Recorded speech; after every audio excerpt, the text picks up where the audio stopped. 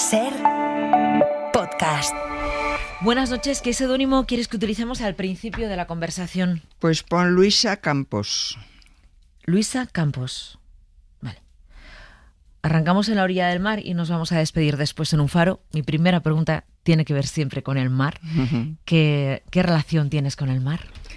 Pues con el mar yo soy de Barcelona, o sea que he vivido, no he tenido que descubrir el mar nunca, ¿no? Aunque soy de una generación donde había mucha gente que pasaban muchos años antes de que viera el mar en España, por ejemplo. Pero bueno, me gusta el mar. Lo que pasa que Barcelona es una ciudad que está entre la montaña y el mar, ¿no? Me gusta más la montaña que el mar.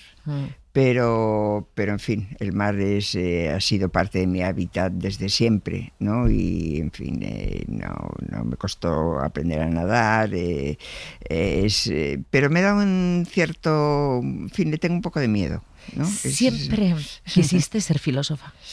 No, qué va, no. La verdad es que quererlo, no lo he querido ser nunca. Todo ha sido una serie de casualidades, ¿no? No tuve un profesora en aquel caso, porque era un colegio de monjas. No tuve una profesora de filosofía especialmente notable, quiero decir que eso no me influyó nada.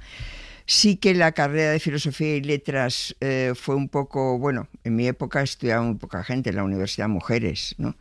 En mi clase yo recuerdo que fuimos 3 las que fuimos a la universidad. Uh-huh. Y luego, porque escogí Filosofía como especialidad, pues también un poco, sí, ahí tuve a José María Valverde, a Francesc Gomà, los dos profesores de filosofía en los comunes, que buenos profesores los dos. Quizá me influyó también porque a mí todas estas preguntas sobre quiénes somos, a dónde vamos, la trascendencia, todo esto siempre me habían cautivado un poco, ¿no? Uh-huh. Y bueno, pues escogí eso, pero podía haber escogido historia o filología clásica o cualquier otra cosa. Y vamos a dedicar este rato a hablar del mundo en el que vivimos, del mundo de hoy, del presente, y a intentar entender, por qué somos así y por qué nos pasa lo que nos pasa. Ahora los oyentes enseguida van a saber a qué me refiero. Pero quería preguntarte... dices que siempre las preguntas trascendentes, ¿no? De dónde venimos, hacia dónde vamos, quiénes somos, siempre te han cautivado. Después de tantos años dedicada al estudio y a la filosofía, ¿tú dirías que te ha enseñado a entenderte a ti misma, a entender el mundo? ¿A qué te ha enseñado la filosofía? A entender el mundo quizás sí, ¿no? A entenderme a mí misma, pero no como la persona individual que yo soy, sino como a entender al individuo, quizá, ¿no? A entender eso, autocomprensión de uno mismo, pero como parte de algo que es universal, ¿no? Que todos somos personas que vivimos en un momento determinado, que tenemos una individualidad que se va formando. Uh-huh. Y a entender el mundo también, porque yo creo que es la misión de la filosofía, ¿no? Ayudar a los demás también a comprender el mundo, porque nos da la filosofía un bagaje de conceptos, de argumentos, de preguntas, ¿no? Que la gente normalmente no se hace porque o no las sabe formular de la forma en que lo han ido formulando los filósofos. Y bueno, y eso ayuda, yo creo que ayuda a entendernos. Uh-huh. ¿Por qué Victoria Camps se ha puesto Luisa Campos de seudónimo? Bueno, ha sido muy rápido porque me lo has dicho cuando he llegado y no lo he podido pensar. Quizá hubiera escogido otro. Luisa es un nombre, y es mi segundo nombre, porque antes nos ponían 3 nombres. Yo me llamo Victoria, Luisa y Mercedes, que eran mis abuelas. Mi abuela, la que se llamaba Luisa, era mi abuela preferida. Y Luisa es un nombre que me gusta, y bueno, es un nombre al que le tengo cariño. Y Campos porque no se me ha ocurrido otra cosa. Luisa Campos, bien, en nombre de tu Camps, abuela. Sí. Camps es mi apellido y bueno, y mucha gente me ha llamado Campos siempre porque bueno, es un vicio, ¿no? Y bueno, y la importancia de las abuelas también. Es bonito que hayas puesto de seudónimo el nombre de una de tus abuelas, de Luisa. Victoria Camps es una de las referentes intelectuales de finales del siglo XX y del siglo XXI. Vienes porque acabas de publicar La sociedad de la desconfianza. Hay 1000 motivos para charlar contigo, pero voy a aprovechar muchas de las cosas que salen en este libro, La sociedad de la desconfianza, porque hay un montón de preguntas que yo misma me he hecho, por eso decía que los oyentes enseguida van a entender por qué merece la pena una charla pausada. Lo primero que me llama la atención es que ya desde el principio hablas de algo que mucha gente está experimentando, y es que personas con inquietudes intelectuales y con preocupación por el mundo están dejando de ver los informativos. Los informativos son una especie de invitación a la desesperanza. Bueno, claro, estamos muy hartos, ¿no? Porque ¿quién sale en los informativos? Es decir, los informativos están excesivamente politizados, ¿no? Pues seguramente se podrían explicar muchas otras cosas que no se explican, que no se dan noticia de cosas que interesarían más, porque parece que la política es lo más importante y lo que no es política se politiza enseguida en cuanto se convierte en noticia, ¿no? Y la política hoy está insoportable. Es que está muy polarizada, es confrontación pura, es un espectáculo, no solo aquí, en todas partes. Tenemos unos presidentes de algunos gobiernos que son realmente estrafalarios, ¿no? Y que realmente pues nos llevan a pensar, bueno, pues a dónde hemos llegado, ¿no? Con una democracia liberal o social liberal que está fallando en muchos aspectos. Es que, claro, lo que llama la atención es que los informativos durante muchísimos años han sido la puerta para entender el mundo, o por lo menos para conocerlo. Sí. Pero ahora, pues eso, personas que no estoy diciendo adolescentes a los que igual no les interesa todavía, sino personas que han visto siempre la información como una forma de encontrar una puerta para ver cómo está el mundo, ahora la están cerrando. Entonces, eso me llama mucho la atención. Yo no la cierro. Lo que pasa es que sí que es verdad que nos fiamos menos, ¿no?, de lo que se nos transmite. Sí. Y luego hay una tendencia también, que es que ese mundo de la comunicación que a medida que se ha ido extendiendo lo que era antes solo audiovisual, ahora es y escrito, ahora son redes sociales, es inteligencia artificial, todo eso que se ha ido extendiendo tanto, pensábamos que nos daría una información, en fin, nos daría una información más amplia, y no es verdad, porque tendemos a quedarnos en el mundo de información que queremos escuchar, ¿no? En el tipo de información que queremos escuchar, porque nos desborda todo lo demás, ¿no? Y entonces es contrario a lo que debería ser la base de una democracia deliberativa, donde se discutieran los grandes problemas, donde se escuchara al otro, donde se contrastaran opiniones. Eso no ocurre casi, porque no solo no ocurre en la política, es que no ocurre en ninguna parte, porque somos en cada uno en su burbuja. En el libro hablas de que hemos dejado de tener tiempo o de darnos tiempo para pensar. Sí. Las redes potencian la verborrea, el opinar en cuanto me preguntan, sin tiempo para la reflexión. Sí. Si soy un político y tengo algo que comunicar, lo comunico inmediatamente, sin tiempo para pensar cómo comunicarlo. El ejemplo son los tweets, ¿no? O sea, el tweet ha convertido lo que debería ser una información política o una opinión política en algo que está restringido a un número de palabras, ¿no? Y que hay que darlo además inmediatamente, ¿no? Porque el que lo da primero es el primero que da la pauta, titulares, ¿no? El que ocupa más titulares. Y claro, y eso es una aberración, ¿no? Sí. Porque eso es la negación del pensamiento y de la reflexión. Luego, Victoria Camps, titulas el libro La sociedad de la desconfianza. Podías haberlo titulado de la desesperanza, la sociedad de la distopía, la sociedad del caos, pero no. Dices que es una sociedad basada en desconfianza. Entonces, por ejemplo, No confiamos en la política ni en los partidos porque no nos representan. No confiamos en la inteligencia artificial porque tememos que se apropie de nuestra privacidad. No confiamos en los medios de comunicación porque creemos que transmiten desinformación. Ni en las personas que percibimos como extrañas, ni en la educación, ni en el sistema, ni en las grandes corporaciones. Es verdad que esto pasa. Hemos dejado de confiar prácticamente en todo lo que nos rodea, ¿no? Entonces, si dejamos de confiar, ¿a qué nos podemos aferrar? Claro, si dejamos de confiar, no avanzamos. No avanzamos porque hacemos lo mínimo que hay que hacer, ¿no?, para sobrevivir, pero la esperanza es necesaria, ¿no? Confiar y esperar no es lo mismo, pero se parecen mucho, ¿no? Para poder confiar hay que tener fe en las cosas, porque bueno, la confianza es una virtud, en principio, teologal. Y las virtudes teologales eran 3, fe, esperanza y caridad, ¿no?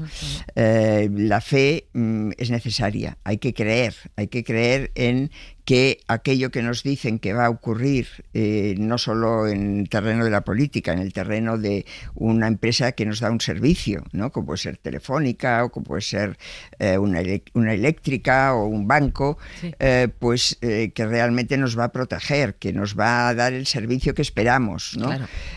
Confiar en la inteligencia artificial pues nos da una cierta inseguridad, ¿no? Porque por una parte sí que es verdad que nos ayuda en muchas cosas y que representa un avance y nos damos cuenta, pero por otra parte nos complica mucho la vida, ¿no? Y que creemos eso, que se va a apropiar de nuestras ideas, y además de que se puede apropiar, que tiene todos nuestros datos, que, nos va a imitar, que no sabemos lo que va a hacer con ellos, que nos acabará sustituyendo, ¿no? Ya no habrá personas, sino que habrá una inteligencia que nos dominará. Entonces, claro, todo eso va creando una desconfianza y quedan ya muy pocos núcleos en la familia, quizá, es un núcleo todavía de confianza, porque la prueba es que la familia va cambiando mucho y se estructura de muchas maneras, pero sin embargo no desaparece, ¿no? Porque esa la necesitamos. El núcleo de amigos y poca cosa más, ¿no? Y sin embargo dices que el lamento, el estar lamentándonos constantemente, no sirve para avanzar, y que es lo que estamos haciendo todo el tiempo, ¿no? Estamos, como vivimos en un mundo en el que si tú estás en cualquier conversación, las conversaciones todas son un lamento, porque nos van a quitar nuestros derechos, porque viene un mundo aberrante, porque no sabemos a qué aferrarnos, pero el lamento no transforma el mundo. Sí, porque la queja es fácil, ¿no? Y bueno, quejas y también manifestaciones en contra y todo eso es relativamente fácil y es algo que siempre está en nuestras manos. Y está bien que exista, ¿no? Es una forma de criticar. No va seguido siempre de una exigencia por parte de la ciudadanía, digamos, ¿no? Que debería ser más exigente para que hubiera más control, para que hubiera más, en fin, que las expectativas se cumplieran, que se resolvieran los problemas reales y no se debatieran, en fin, cosas absurdas, ridículas.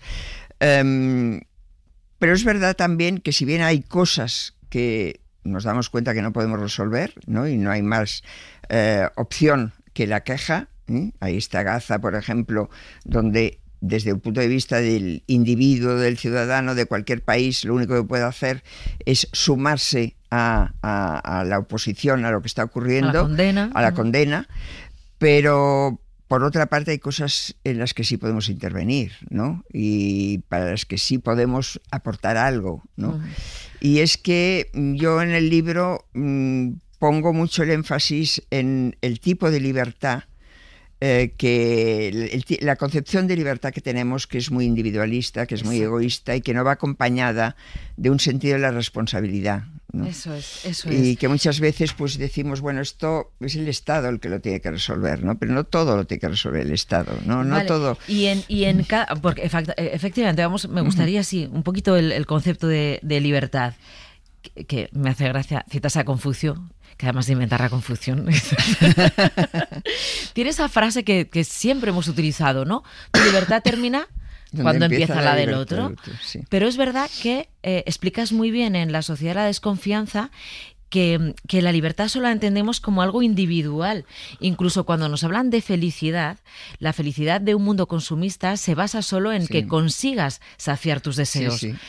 No hay un bien común. Nadie piensa en la libertad pensando en el bien común. Es la libertad que nos ha inculcado la economía consumista, la economía de mercado, que es la libertad para satisfacer las necesidades propias, ¿no? Sí. Y además en un mundo donde las necesidades crecen porque el mercado te va ofreciendo más cosas y creando más necesidades nuevas. Sí. Y eso parece que es la libertad, limitada por las leyes y nada más. Puedo conseguir lo que deseo, ¿no? No hay, si puedo, puedo. Porque mucha gente no puede ni siquiera exacto. eso, ¿no? Pero la libertad es poder conseguir todo lo que deseas y nada más, ¿no? No es una libertad ni que por una parte piense en que soy libre para pensar por mí misma, ¿no? Que es lo que Kant entendía como lo que caracterizaba al hombre ilustrado, ¿no? Al ser ilustrado, que es el que supera la minoría de edad y se atreve a pensar por sí mismo, ¿no? Esa idea me parece que no se plantea casi nadie. Es decir, que nadie ¿qué se significa, plantea, ¿no? Pensar claro. por sí mismo. Nadie se plantea el qué debo hacer, ¿no? Ante una situación un poco conflictiva, sino que lo más inmediato es, bueno, qué es lo que me apetece, qué es lo que yo quiero, qué es lo que me interesa, qué es lo que me conviene, ¿no? Y eso también repercute en que no haya cohesión, que no haya sentido de cooperación, de solidaridad, ¿no? Y eso ¿Y cómo se piensa? ¿Y cómo se piensa de forma cómo podemos pensar nosotros mismos en un bien común? O sea, ¿cómo se hace esa transformación? Bueno, durante la pandemia hubo un bien común. Nos dimos cuenta, estábamos afectados todos, teníamos miedo. Había gran incertidumbre porque era un virus desconocido y había que actuar en común, ¿no? Y ese era el bien común. Sí, es verdad. Entonces, esos bienes comunes hay que irlos percibiendo. Hay otros que, bueno, si no me afectan a mí, ahora hay un gran problema sobre la vivienda en España, ¿no? Pero bueno, yo no tengo ese problema, por ejemplo, ¿no? Porque me tengo que preocupar, ¿no? Un propietario, un promotor que tiene, ¿no?, su casa, que tiene su no casa, le preocupa, que además la puede usar para especular. Pues ¿por qué se va a preocupar si no le afecta directamente? Claro, es otra vez la libertad egoísta, ¿no? Si no me afecta a mí directamente, ¿no? Si no me hace daño, si no me perjudica, yo no me hago responsable de eso, ¿no? Y claro, en todos los grandes problemas, el tema de la inmigración, ¿no? Es un tema que hay que resolver, ¿no? Pero no solo tienen que resolver los políticos, que los políticos no lo resuelven bien porque no tienen tampoco no consiguen un eco ciudadano que acepte las propuestas que puedan hacer, ¿no? Aparte de la polarización entre ellos, que no acaban de acordar nada porque no quieren acordar nada, ¿no? Si solo quieren pelearse. Pero es verdad que es un tema que incomoda el hecho de que venga gente. Se reproducen tópicos que no son ciertos, ¿no? De que hay más delincuencia, de que utilizan más los servicios sociales, de que quitan el trabajo de los autóctonos. Todo eso no es verdad. No es verdad, los datos no lo avalan. Pero incomoda, ¿no? Incomoda también ver a gente distinta que no son como nosotros, y esa idea hoy que además tenemos esa necesidad de tener identidades fuertes, ¿no? Pues realmente repercute en no poder convertir eso en un problema común, ¿no? Y ver cuál es el bien común que resolvería ese problema. Una reflexión que me ha gustado muchísimo es que tenemos que ver las cosas que se han hecho bien, ¿no? Porque yo estoy escuchándote sobre todo lo que parece que se está haciendo mal. Pero, por ejemplo, la Declaración Universal de los Derechos Humanos se hizo bien. La abolición de la esclavitud supuso el que hubiera mucha gente, blancos y negros, pensando en un bien común. El voto de la mujer. Hombres y mujeres pensaron en un bien común. Los derechos de la infancia. Puedes no tener hijos, pero que estés implicado en los derechos de la infancia, ¿no? O sea que, no ser inmigrante o no ser homosexual y estar... Quiero decir que eso me ha gustado mucho, que en vez de estar metidos en el fango de lo que hacemos mal, ver que a lo largo de la historia hay muchas cosas que se han hecho bien. O sea, es necesario fijarse en lo que está mal porque si no, no se corrige. Pero al mismo tiempo tenemos que ser conscientes, y esa es la base de la esperanza, ¿no? Que es absolutamente necesaria, porque sin esperanza no hay vida, ser conscientes de que corregir lo que está mal es cosa nuestra. Podemos hacerlo, si queremos hacerlo. Basta unar voluntades, ¿no? Formar una voluntad común en torno a todo aquello que está funcionando mal y que crea desconfianza.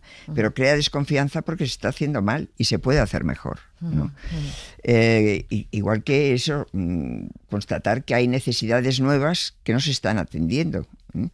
Sí, el capítulo que dedicas a la vejez, que también he tenido algunos invitados, por ejemplo, Iñaki Gabilondo reflexionaba mucho sobre la vejez en una entrevista que tuvimos hace unas semanas. Él hablaba de la fatiga, hablaba del cansancio, hablaba de cómo uno va sintiéndose viejo, pero tú también incluyes la soledad no deseada en una etapa difícil de la vida, en la que ya parece que no te queda estar tranquilo y de pronto te encuentras solo. Sí. Te encuentras solo. Yo creo además que deberíamos haber aprendido más a estar solos, ¿no? Porque yo creo que la soledad es una consecuencia de un poco de esa libertad, de la libertad entendida también como independencia, ¿no? Todos queremos independencia y la independencia muchas veces crea maneras de vivir que incluyen la soledad, porque la soledad a veces es agradable, ¿no? A ratos es agradable la soledad. Sí. Claro, la soledad no deseada es la que no sabes cómo manejar, ¿no? Y además la soledad acaba siendo un atributo de la vejez inevitable, ¿no?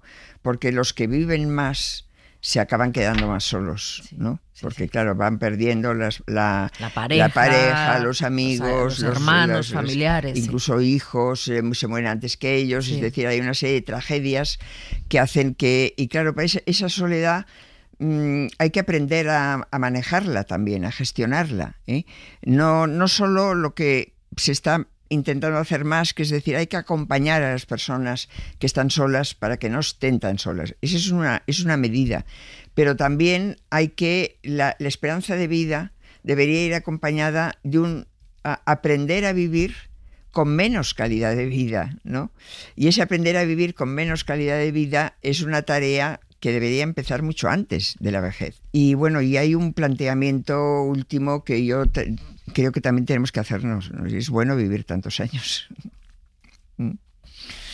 Porque parece que la tendencia es ir a más, ¿no? Y sobre todo los que, bueno, el otro día hubo un Putin y Trump, ¿no? Hablaban de vivir hasta 120 años. Y tal, y como muy divertido y como muy tal. Y la verdad es que envejecer es triste, ¿no? Envejecer significa... Envejecer bien incluso significa empezar a tener dependencias y significa poderse mover con más dificultad y cansarse más y claro, todo eso y perder la vista, ¿no? Y perder la capacidad de escuchar, perder a los amigos. Y todo eso, pues claro, resta calidad y al final pues hay que pensar. Ya tenemos una ley de eutanasia que es muy limitada, pero podría ser más amplia.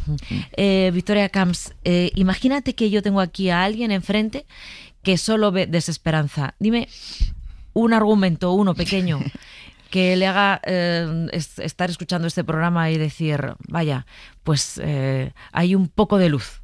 Pensar en lo que se ha podido hacer para transformar lo que estaba peor, ¿no?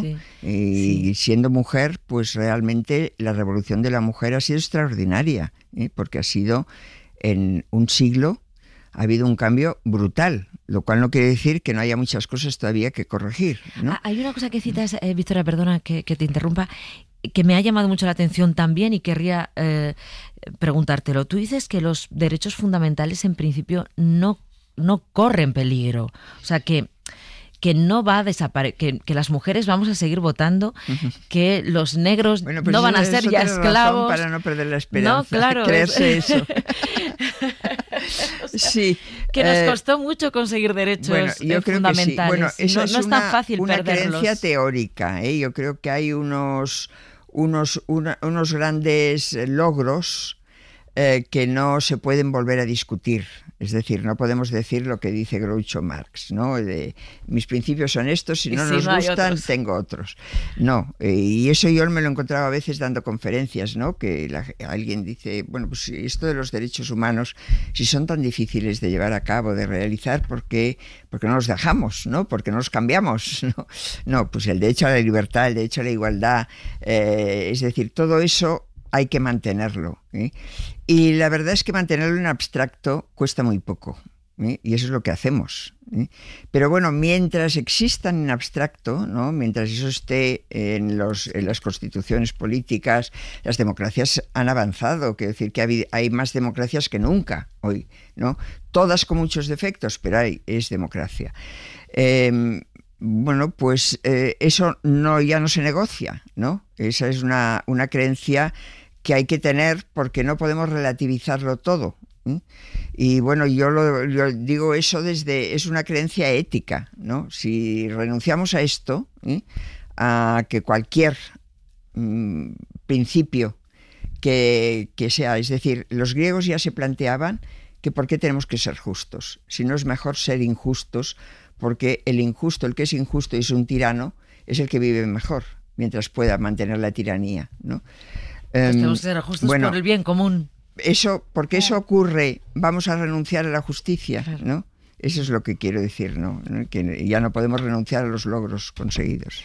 Victoria Camps, siempre invitamos a nuestros gatopardos que os visualicéis en un faro para despedir esta entrevista. Que me digas con quién te gustaría estar, encontrarte, reencontrarte sola y qué canción estaría sonando. ¿Con quién me gustaría reencontrarme? O en un faro, o estar sola si quieres. ¿Y qué canción sonaría? Pues a ver, en un faro yo preferiría estar sola, ¿no? Porque a mí me parece que el faro es un lugar emblemático, ¿no? Para la soledad, e incluso pues mucha gente lo ha pensado como un lugar ideal, ¿no? Para estar por lo menos durante un tiempo solo. Sí. ¿Qué canción me gustaría? Pues por ejemplo la de Edith Piaf, de Je ne regrette rien. No me arrepiento de nada. Victoria Camps, muchas gracias por este rato de conversación y por este libro, La sociedad de la desconfianza. Gracias. Muchas gracias a ti por invitarme y por este rato tan agradable. No, rien de rien. Non, je ne regrette rien. Ni le bien qu'on m'a fait, ni le mal, tout ça m'est bien égal. Para no perderte ningún episodio, síguenos en la aplicación o la web de la SER, Podium Podcast o tu plataforma de audio favorita.